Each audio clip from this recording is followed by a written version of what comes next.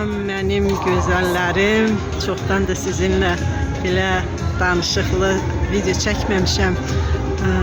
Bu günləri mənim bacım qızının toyudur. Xeyir işinə yığılmışıq. Gözəl bir zaldayıq. Belə gözəl bir yerdəyik. Bunlar da bizim gözəllərimizdir.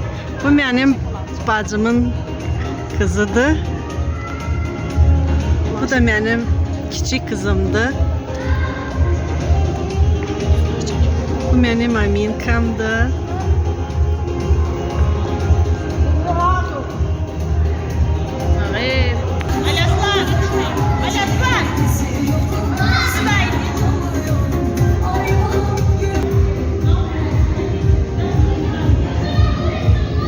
Allah herkese belə xoşbəxtlik qismət eləsin.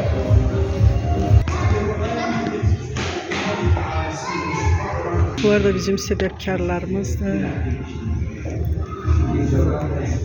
Diana Hanım'la Makarem.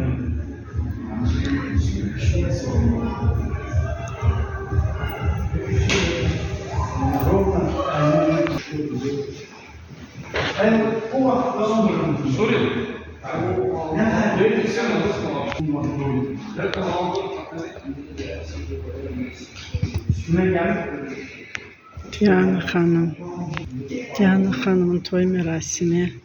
Bizim beyimiz, bu gelinimiz, kızımız daha doğrusu.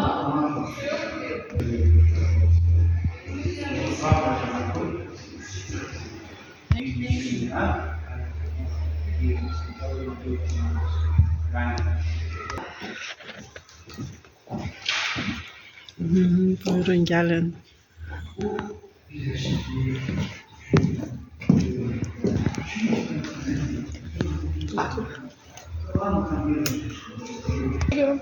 Bax, bunlar mənim gözəllərimdir. Bu bizim gəlinimizdir. Qonaqlarımız, xoş gəldiniz. Tersiniz. Yaxşı, sağ olun. Birazdan qonaqlarımız da gələcək, yığılacaq. Səbəbkarlarımız gələcəklər. İnşallah Allah xoşbəxt eləsin.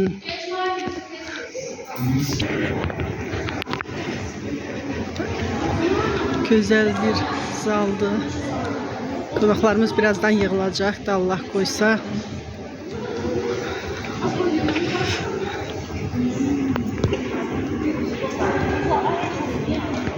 Bizim xanımdır bu.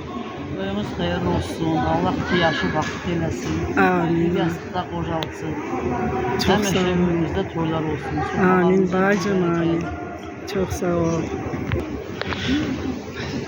Mən Diyana'nın böyük xalasıyam. Allah onu xoşbəxt. Ne arzulursan Diana kızına? Həyatda uzun ömür, can sağlığı, xoşbəxtliyi arzulayıram. Xoşbəxtlik də özü nə tərə xoşbəxt olmaq istəyir, elə Allah ona versin. Amin. Diana çox yaxşı qızdır. Baş qızdır.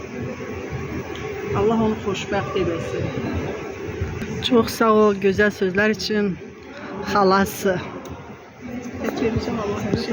Çok güzel bir zaldı hanımlar, bacılarım, kızlar. Çok güzel zaldayıq. Ben gelebilirim yanına.